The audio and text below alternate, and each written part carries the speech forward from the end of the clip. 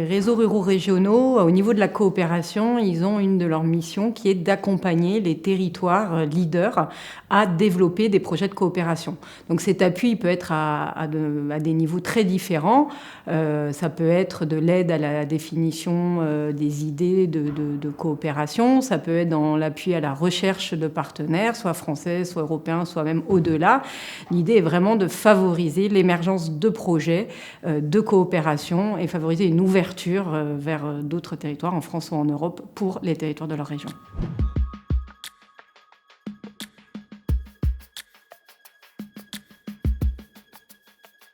Chaque réseau met les moyens à des moyens différents qu'il a dédiés à la coopération. En Bretagne, le choix a été fait vraiment de mettre à disposition des GAL une équipe dont une partie de cette équipe est dédiée à la coopération. Donc on mène à la fois des actions d'accompagnement collectif de type formation ou de l'accompagnement individuel comme des coachings où là on est vraiment en rendez-vous bilatéral avec les GAL, on voit leurs difficultés, où ils en sont et comment on peut les aider à passer à l'étape suivante de leur projet de coopération.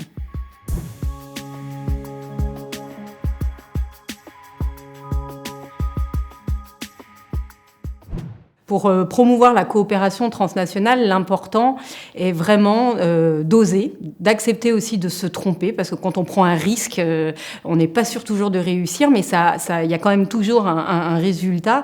Et puis, c'est de frapper à la porte de son réseau rural régional qui peut l'aider à chaque étape de son projet, mais également pour une ouverture en coopération transnationale.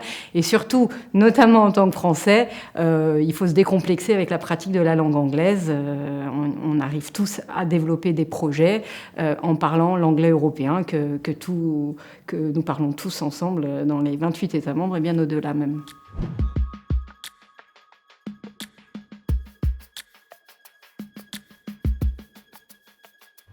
Il existe vraiment des nouvelles thématiques qui arrivent dans cette période de programmation. Alors, il y en a plusieurs, mais je pense notamment à l'adaptation au changement climatique.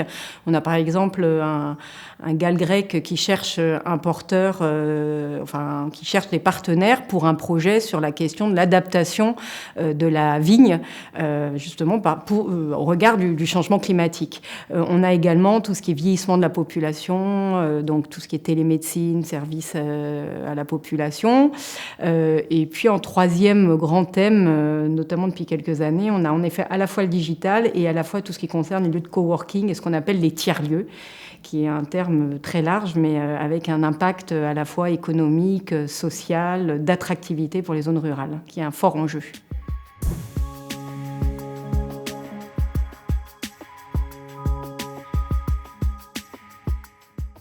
Je pense qu'il faut oser faire de la coopération. C'est toujours la dernière chose à laquelle pense les GAL, mais ça devrait être la première parce que la coopération, c'est vraiment un moyen de mettre en œuvre sa stratégie de développement local, de permettre d'innover, d'avancer sur un thème sur lequel on ne sait pas trop par quel bout prendre le thème. Et vraiment, la coopération, c'est l'outil idéal pour ouvrir, pour innover et pour répondre de manière nouvelle, de manière pertinente à ces nouveaux enjeux auxquels sont confrontées les zones rurales.